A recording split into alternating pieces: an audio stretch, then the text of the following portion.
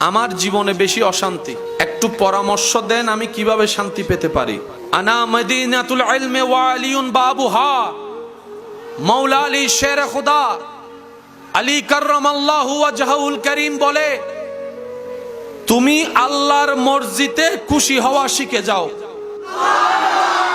তুমি আল্লাহর সিদ্ধান্তে নিজেকে খুশি রাখা শিখে যাও, শান্তিদাতা তোমার জীবনে শান্তি এনে দিবেন। সুবহান। একজন প্রশ্ন করে, আমি আল্লাহর প্রিয় বান্দা হতে চাই, আমি আল্লাহকে এমন ভাবে ভালোবাসতে চাই যেন আল্লাহ আমাকে ভালোবাসে।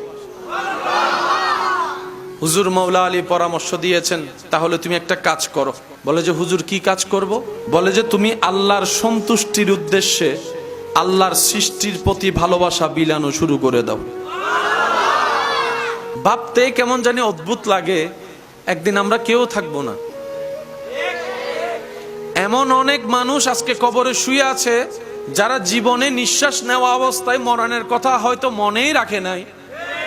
আজকে মরণ তাদেরকে এমন ভাবে আলিঙ্গন করেছে, টেনে হিস্ট্রে মাটির নিচে নিয়ে গিয়েছে।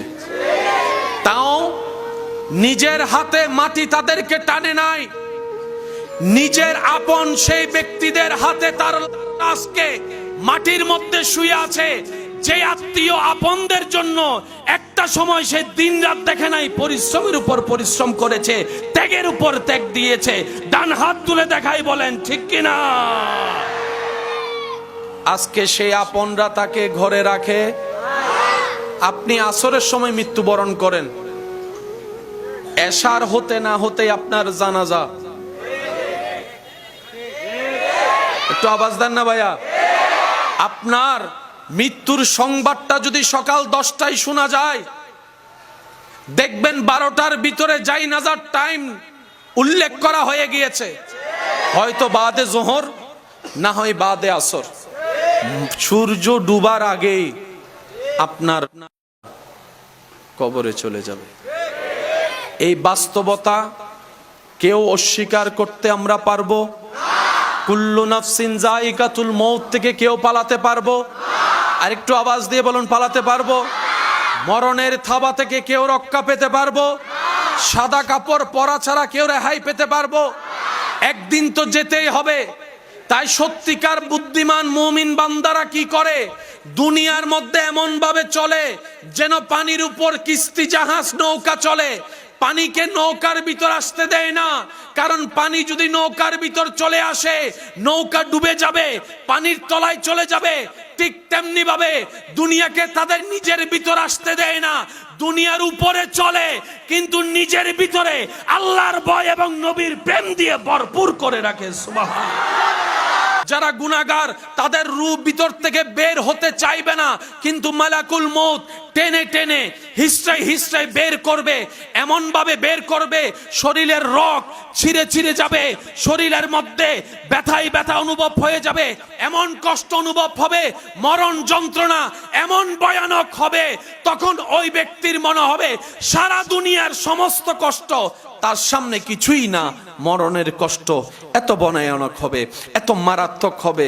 প্রক্ষান্তরে যারা মুমিন বান্দা হবে, যারা রবের প্রিয় বান্দা হবে, যারা আমলদার বান্দা হবে, যারা আমলদার বান্দা হবে, যাদের চোখ পরিষ্কার, যাদের মন পরিষ্কার, যাদের নিয়ত পরিষ্কার, যাদের ঈমান থাকবে মজবুত, আমলে থাকবে একদম পাক্কা, যাদের থাকবে রবের উপর বিশ্বাস, যাদের অন্তর থাকবে নবী রাহমাতুল লিল আলামিনের আদব এবং প্রেমে ভরপুর, এক কথায় যাদের জীবনটাই রবের কাছে পছন্দ হয়ে যাবে, তাদের কাছে যখন মালাকুল মউত আসবে, তারা যখন পর্দা উঠে যাবে রবের হুকুমে, তারা যখন মৃত্যুর ফেরেশতাকে দেখবে, মৃত্যুর ফেরেশতার চেহারা সৌন্দর্য দেখেই ওই মৃত্যু পথের যাত্রী বলবে, ভাই আমাকে আর 1 সেকেন্ডও রাখিস না, তাড়াতাড়ি নিয়ে চলো, তাড়াতাড়ি নিয়ে চলো, তাড়াতাড়ি নিয়ে চলো।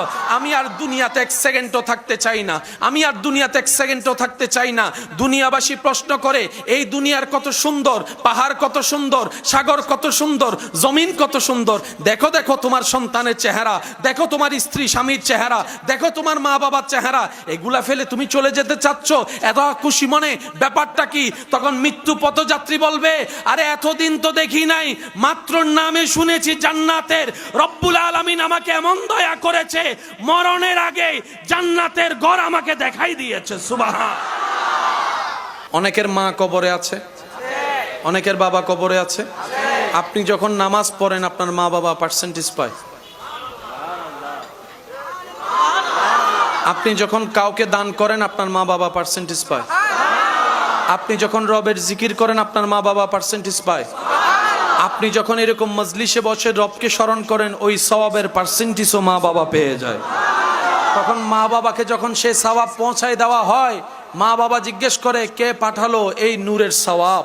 তখন ফেরেশতারা বলে আপনার সন্তান, আও ওয়ালাদিন সালিহিন ইয়াদউ লাহু, ওই সন্তান পাঠিয়েছে।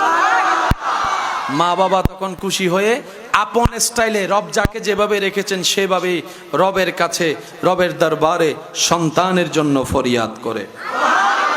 মনে রাখবেন ভাইয়েরা, যার সৌভাগ্যে মায়ের দোয়া লেগে গিয়েছে, যার তকদীরের সাথে বাবার দোয়া লেগে গিয়েছে, ওই সন্তানের এই পৃথিবীতে বাঁচার জন্য পিছনে আর ফিরে তাকাতে হবে না। হাজার মানুষও যদি তাকে টেনে ধরে নামাতে চায়, নামাতে দিবে না রব্বুল আলামিন। সুবহান। মা বাবা হচ্ছে একটা পাওয়ার, মা বাবা হচ্ছে একটা শক্তি।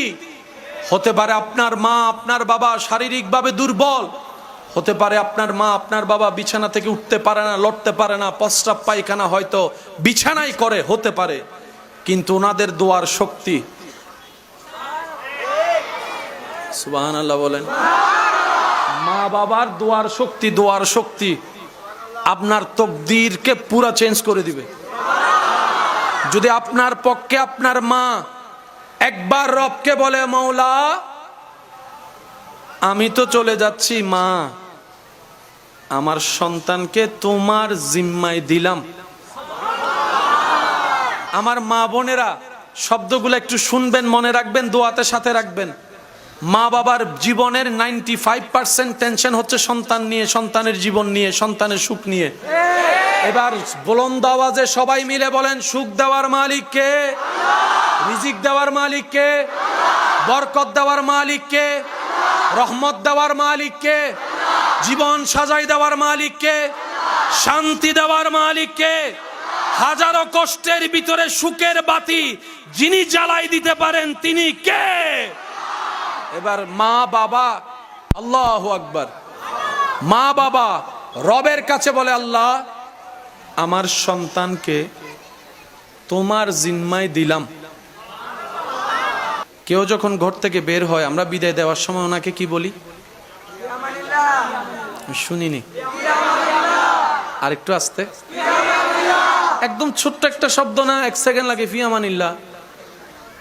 কিন্তু এটার জিম্মাদারি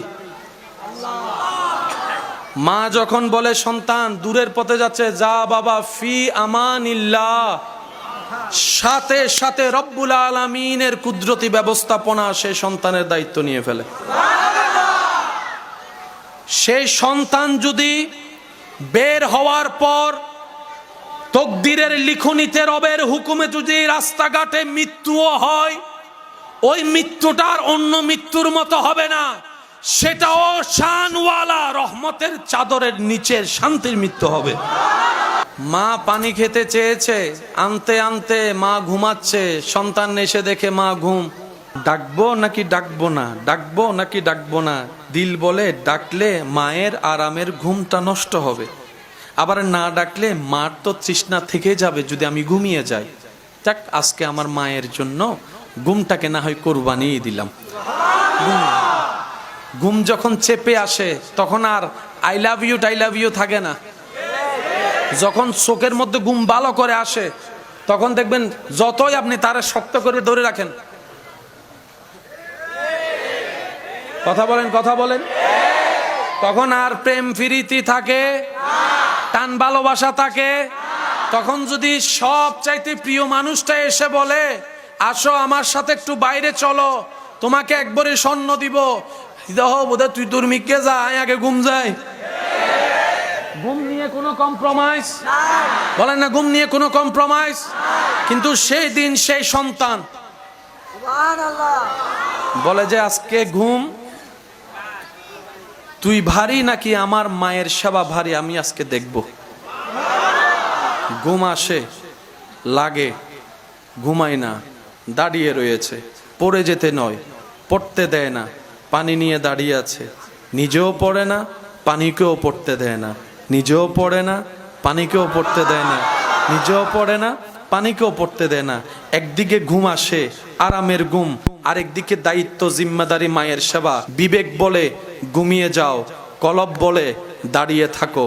বিবেক বলে আরাম করো, অন্তর বলে দাঁড়িয়ে থাকো, দাঁড়িয়ে থাকো, দাঁড়িয়ে থাকো। এই যে দুই দিকের একজন বালক এভাবে যুদ্ধ করছে, ওদিক থেকে তাকিয়ে আছে রব্বুল আলামিন, ওদিক থেকে তাকিয়ে আছে রব্বুল আলামিন। হে আমার ইমানদার ভাইয়েরা, মনে রাখবেন, জেনে রাখবেন, রব্বুল আলামিন শুধু একটা কারণ খুঁজতে থাকে, একটা কারণ, বান্দা কিছু একটা কর, আমার জন্য কর, আমার জন্য কর, আমার জন্য কর। তোর যে করাটা দেখে আমি রব খুশি হয়ে তোর সারা জীবনের গুনাহকে মাফ করে জাহান্নামী থেকে তোকে জান্নাতি বানিয়ে দিই।